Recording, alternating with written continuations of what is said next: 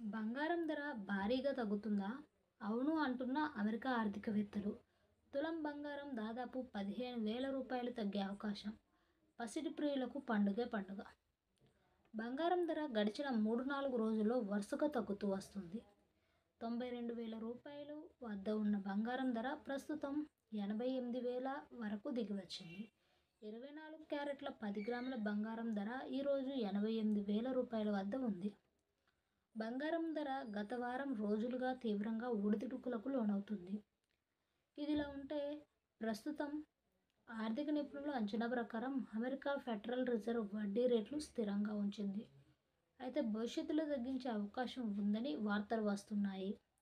ఒకవేళ అదే కనుక జరిగినట్లయితే డాలర్ బలపడే అవకాశం ఉంటుంది. ఈ కారణంగా బంగారం డిమాండ్ భారీగా తగ్గుతుంది. దీంతోపాటు ప్రపంచవ్యాప్తంగా ఉన్న సెంట్రల్ బ్యాంకులు, ముఖ్యంగా చైనా సెంట్రల్ బ్యాంక్ బంగారం కొనుగోలులకు తగ్గించే అవకాశం ఉంది. దీంతో బంగారం డిమాండ్ తగ్గుతుంది. దీనికి తోడు ప్రపంచవ్యాప్తంగా స్టాక్ మార్కెట్లు రికవరీ దశలో ఉంటాయి.